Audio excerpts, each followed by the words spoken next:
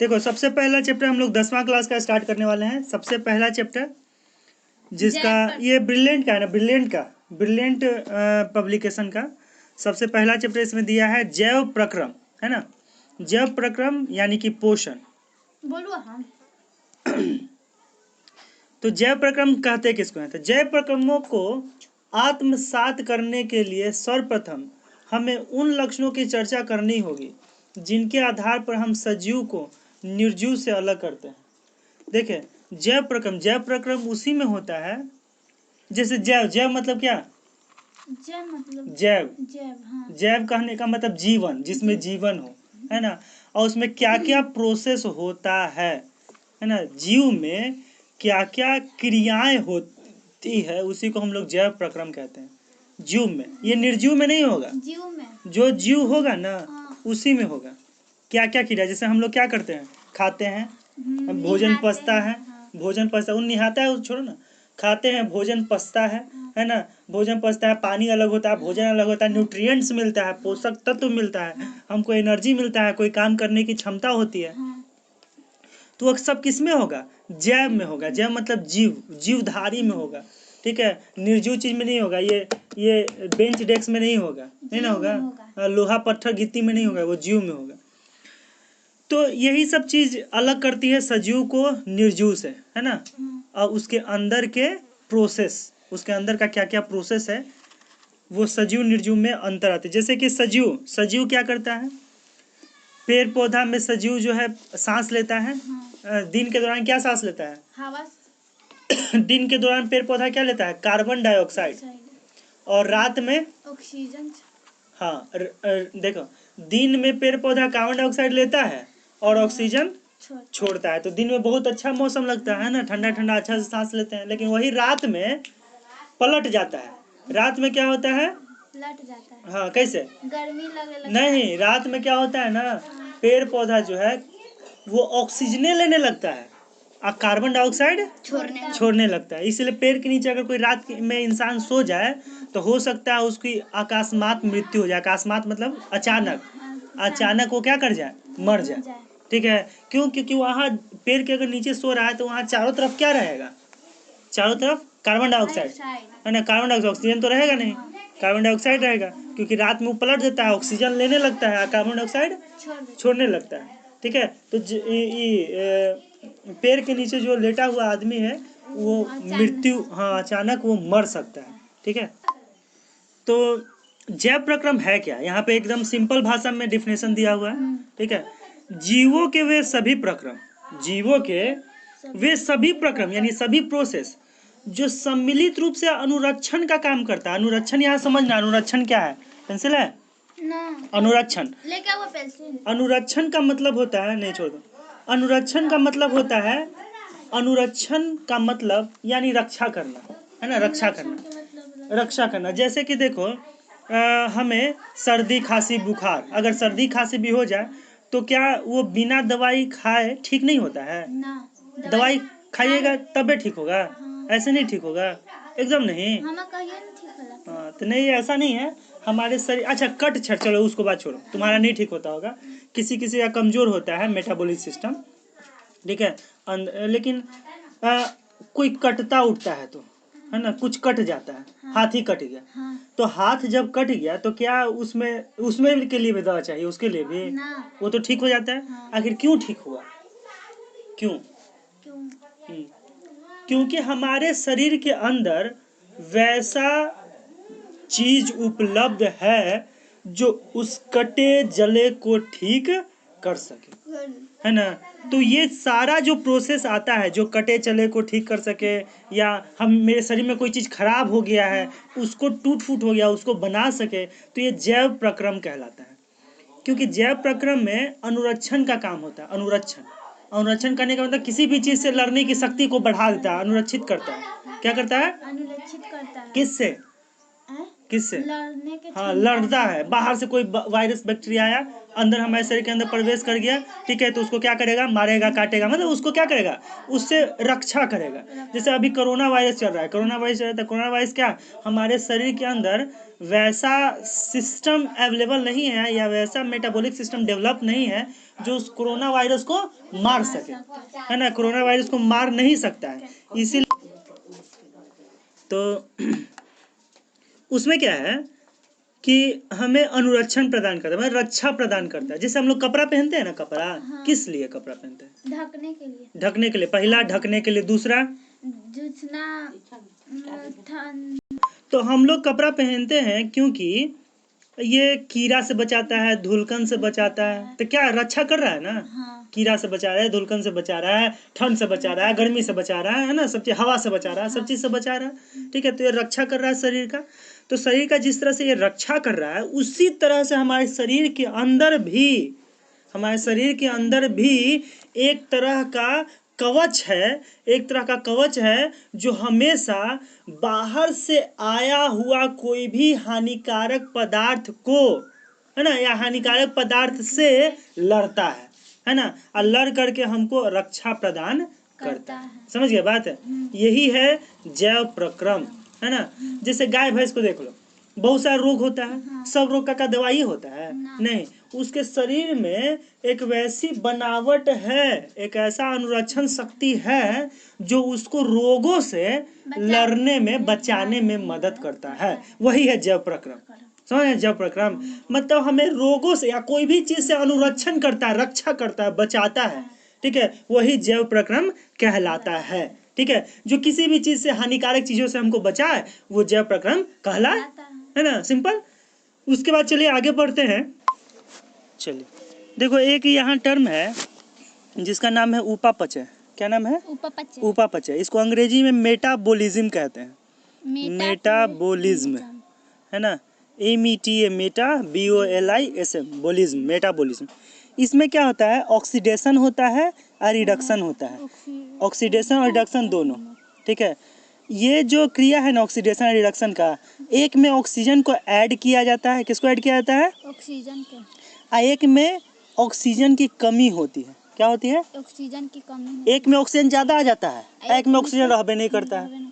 Oxidation में oxygen ज़्यादा होता है ना, और रिडक्शन में ऑक्सीजन नहीं होता। ऑक्सीजन पता है ना, ऑक्सीजन जो मनुष्य लेता है, ऑक्सीजन जो जानवर लेता है ऑक्सीजन, तो एक में ऑक्सीजन बढ़ता है और एक में ऑक्सीजन घटता है।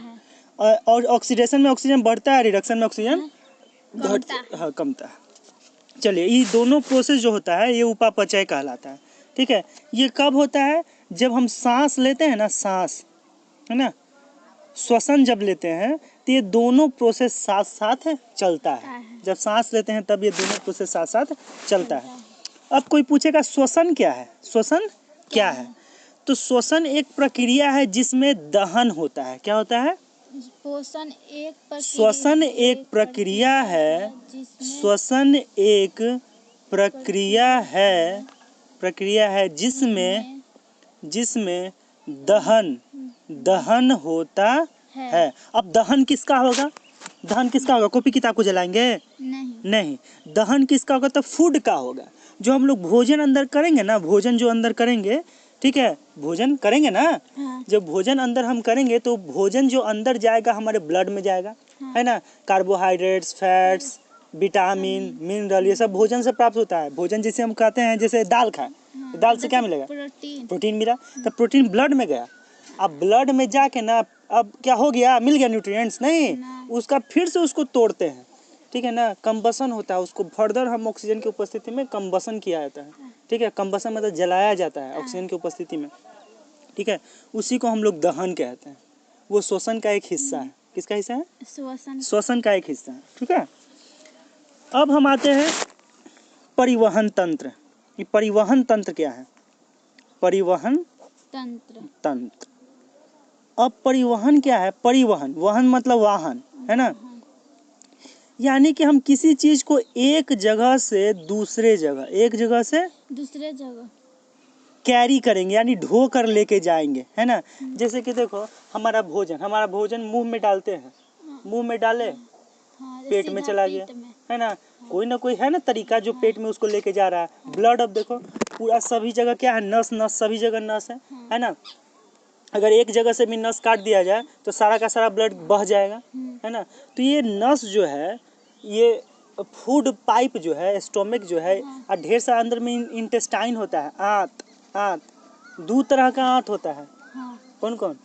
हाँ? एक एगो छोटी है, आंत, एगो बड़की आंत। हाँ। तो उस सब में क्या होता है, भोजने ना ट्रेवल करता है, हाँ। ट्रेवल करता है ना। तो एक जगह से मुंह से अंदर तक गया, पेट तक गया, पेट में फिर आंत तक गया, है ना, तब ना बाहर निकला।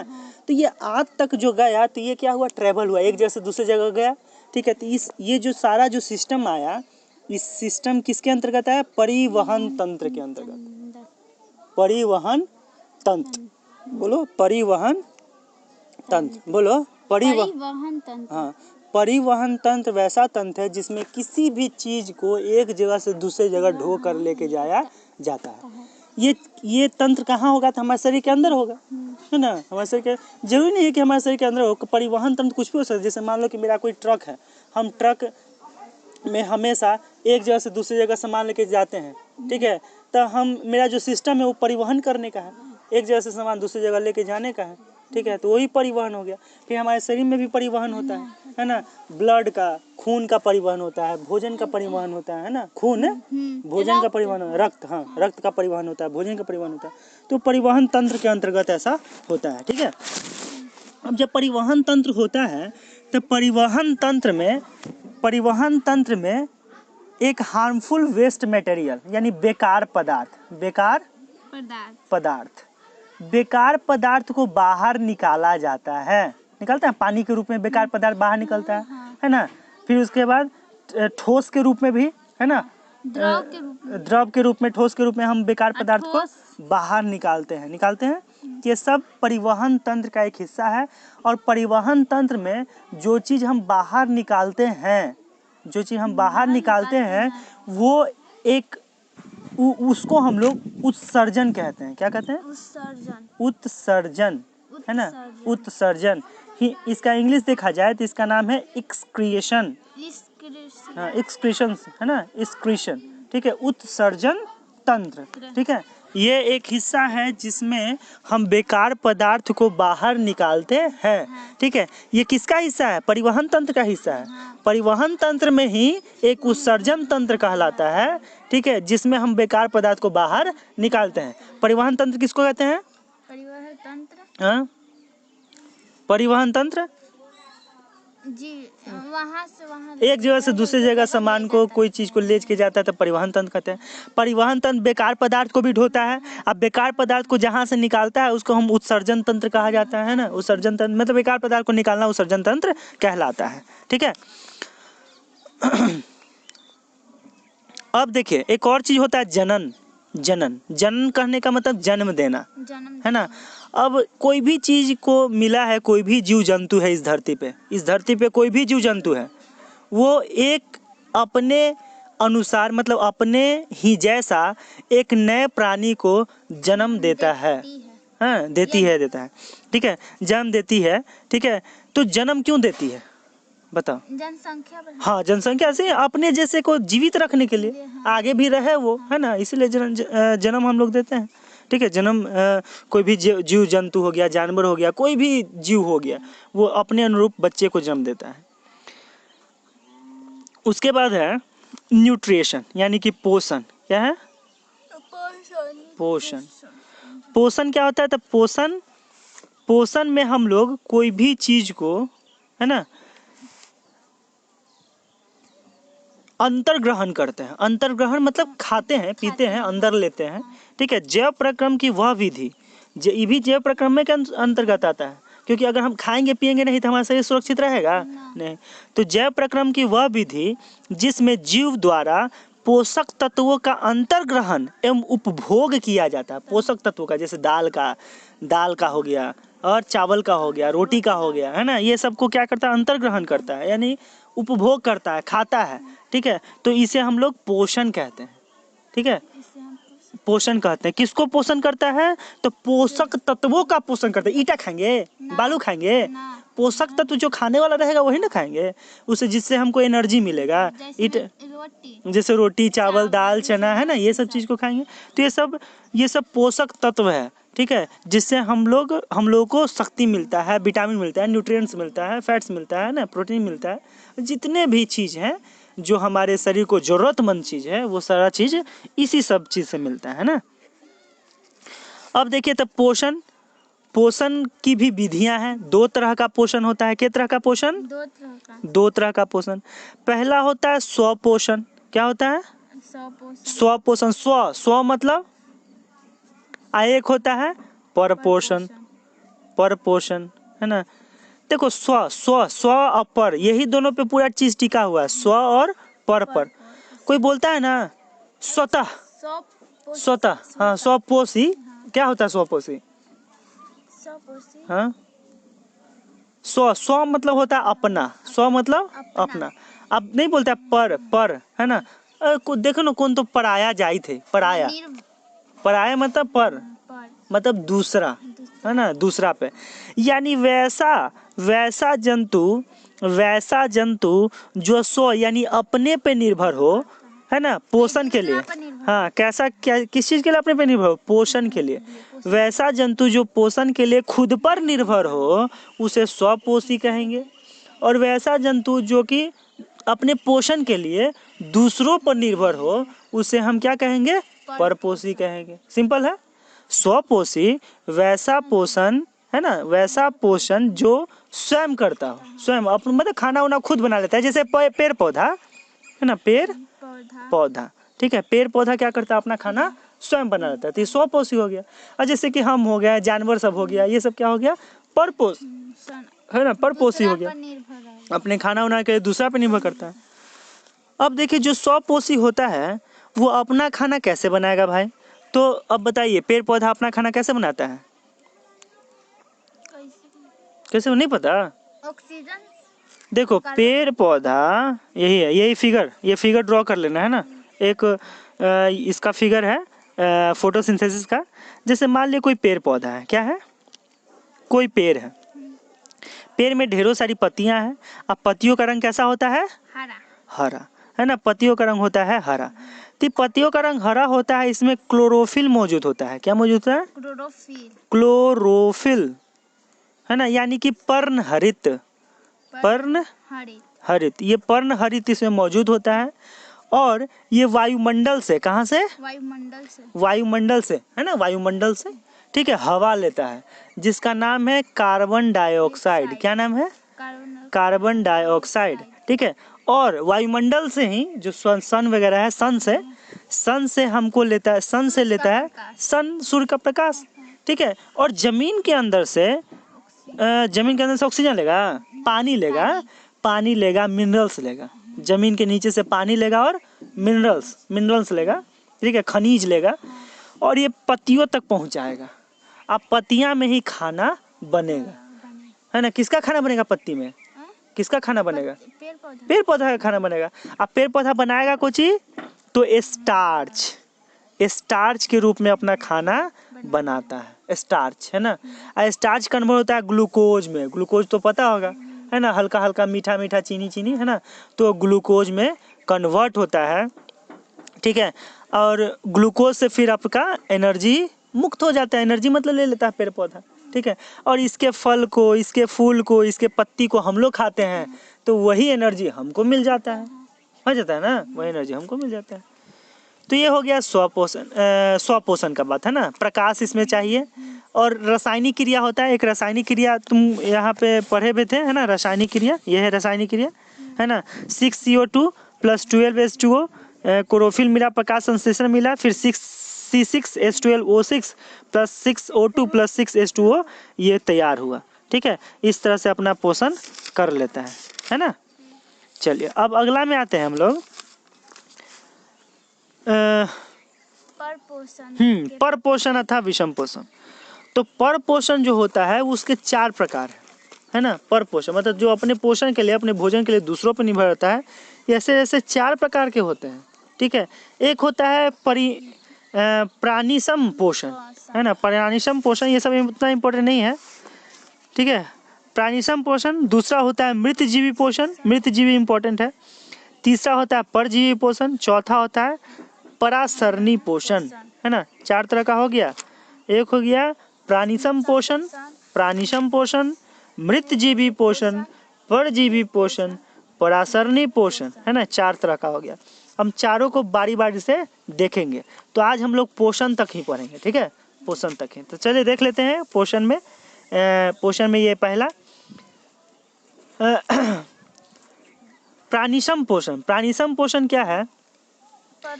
तो नहीं, तो ये इसका अंग्रेजी नाम है हेलोजोइक। हेलोजोइक ये ग्रीक शब्द से है ना, ग्रीक शब्दों से लिया गया है। हेलो का मतलब होता है कंप्लीट, है ना, और जोइक का मतलब होता है एनिमल लाइक, ठीक है। मतलब जो वैसा कंप्लीट मतलब पूरा जानवर, ये ऐसा चीज जानवरों में होता है जिसका अर्थ होता है जंतु जैसा, है ना। इसका अर्थ क्या है? जंतु जैसा। अर्थात परिणासम पोषण प्राणी अपना भोजन ठोस या तरल के रूप में जंतुओं के भोजन ग्रहण करने की विधि द्वारा ग्रहण करता है, ठीक है।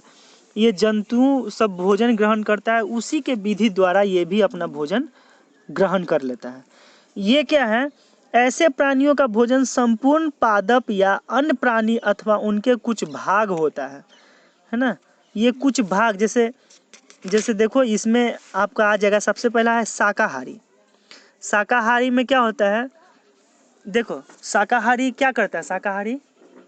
शाकाहारी सिर्फ पौधे, मतलब अपने प्लांटे पे निर्भर करता है और कुछ नहीं। सिर्फ प्लांट पर ही निर्भर करता है, ठीक है। ऐसा नहीं है कि वो मांस भी खाता है, सिर्फ प्लांट खाता है, ठीक है। प्लांटे से नहीं बना हुआ, जैसे अनाज हो गया, चना हो गया, गेहूं हो गया, चावल हो गया, ये सब चीज खाएगा। उसके बाद होता है मांसाहारी। मांसाहारी में खाली क्या खाएगा? मांसे खाएगा। फिर होता है सर्वाहारी। सर्वाहारी में क्या खाएगा? सब चीज खाएगा, मांसो खाएगा और पौधा से बना भी वो भी चीज खाएगा, पौधा से बना हुआ चीज भी खाएगा और मांस भी खाएगा, ठीक है। उसके बाद तो है स्वजाति भक्षक। स्वजाति भक्षक यानी कैनिबल्स, वैसे जीव जो अपने ही प्रजाति के अन्य जीवों का भक्षण करते हैं। देखो जैसे एक जाति है, एक जाति दूसरे जाति को खा लिया। कीड़ा है, कीड़े को खा लिया, है ना। अब कोई बड़ा कीड़ा है, छोटा कीड़ा को खा लिया। कोई बड़ा मछली है, छोटा मछली को खा लिया, है ना। तो अपने ही जाति को खा रहा है, उसको हम कहते हैं स्वजाति भक्षक। स्व मतलब अपना जाति को भक्षक करने वाला, अपने जाति को भक्षक करने वाला है। अब होता है अशिष्ट भोजी। अशिष्ट भोजी क्या है? वैसे जंतु जो मुख्य रूप से कीचड़ में उपस्थित मृत जीवों के कार्बनिक पदार्थ का भक्षण करता है। अब कीचड़ में जो छोटे छोटे कीड़े मकोड़े हुए ना, जैसे पोछिया वाला भैया, जैसे केचुआ कीड़ा में होता है ना, उसी को खाता है। पंछी उंची आता है उसको खा लेता है, हाँ, ठीक है। फिर परभक्षी, वैसे बड़े जंतु किसी छोटे जंतु को खा जाता है तो वो प्रक्रम परभक्षी कहलाता है ना। मतलब जो बड़ा जंतु है और छोटा जंतु को खा रहा है, ठीक है, तो उसको परभक्षी कहते हैं। मतलब दूसरे जंतु को खाने वाला कहते हैं। जैसे हम ही लो ना, हम सब इंसान है ना, और उसको मुर्गा को खा लेते हैं, बकरी को खा लेते हैं, है ना, तो हम लोग परभक्षी हो गए। जैसे वो सब जानवर हो गया, शेर जानवर हो गया, है ना, डियर को खा जा रहा है, डियर मतलब हिरन को खा जा रहा है, और भी छोटे छोटे जानवरों को खा जाता है, वो परभक्षी हो गया, ठीक है। अब होता है कीटभक्षी। कीटभक्षी जो कीड़े मकोड़े खाए तो कीटभक्षी। फिर उसको आता है अपघटक। एक होता है सराहने गिराने वाला, जैसे ये कॉपी किताब में दिया नहीं लग जाता है, तो वो दीमक उसको कहते हैं, ठीक है। अपघटक को, हाँ, सराहने वाला को कहते हैं। कुछ सामान रख लो कहीं से लाके ना तो सड़ जाए। नहीं रुको, ये उपघटक नहीं है। वो उपघटक में होता है ना, जो जैसे नहीं होता, जो मर जाता है, सड़ गल जाता है जंतु उंतु, उसको खाता है। हाँ, जैसे चील, हाँ वही चील वगैरह हो गया, गीध वगैरह सब हो गया। एक होता है मत्स्य भक्षी। मत्स्य भक्षी जो मछली को खाता है, जैसे वक हो गया, सारस हो गया, ये सब मछली को खाता है। उसके बाद होता है धन्यपोषी। वैसे जंतु जो मुख्य रूप से अनाज के कणों को भक्षण करता है, जैसे चिड़िया उड़िया कबूतर उबूतर खाए, अनाजे खाता है और कुछ नहीं खाता है, तो वो सब हो गया धन्यपोषी, ठीक है। तोता भी है ना। अब होता है मृतजीवी पोषण। मृतजीवी पोषण मतलब जो मरे हुए चीजों को खाता है ना, वो मृतजीवी पोषण हो गया, ठीक है, उसको सरा के गला के खाता है। जिससे ब्रेड को सरा हुआ में नहीं पिल्लू उल्लू पूरा लगा रहता है, तो वो सब मृतजीवी पोषण हो गया। तो उसके बाद होता है परजीवी पोषण। परजीवी पोषण मतलब वैसा पोषण जिसमें जीव दूसरे प्राणी के संपर्क में अस्थायी या अस्थायी रूप से रहकर उसके अपना भोजन प्राप्त करता है, जिससे परजीवी पोषण कहता है। देखो, परजीवी पोषण मतलब एक जीव दूसरे जीव से जुड़ा हुआ है, ठीक है, और उसको खा रहा है। जैसे एक देखो, परजीवी का एक बेस्ट एग्जांपल है, भैंस उसको चरते हुए देखो तो उसके ऊपर कौवा बैठा रहेगा। हाँ, क्या करता है, उसको नोच नोच के उसके अंदर का किरवन को खाते रहता है ना। तो परजीवी पोषण कहलाता है। अब एक है परासरणी पोषण, ठीक है। इस प्रकार के पोषण में जंतु विसरण या प्रसरण द्वारा अपने शरीर के सतह से सरल कार्बनिक पदार्थ को भोज को अवशोषण करता है। फीता कृमि, जैसे एक क्या होता है ना, तुम्हारे शरीर में ठेक गया कोई चीज, है ना, तुम्हारे शरीर से अपना अवशोषण कर रहा है ना, भोजन का, ठीक है, अवशोषण कर रहा है, तो इसको हम कहते हैं परासरण पोषण, ठीक है। तो ये तीनों चारों खत्म हो गया, मृतजीवी हो गया, परजीवी हो गया और परासरण भी हो गया, ठीक है। तो आज के लिए इतना ही रहने देते हैं, ओके।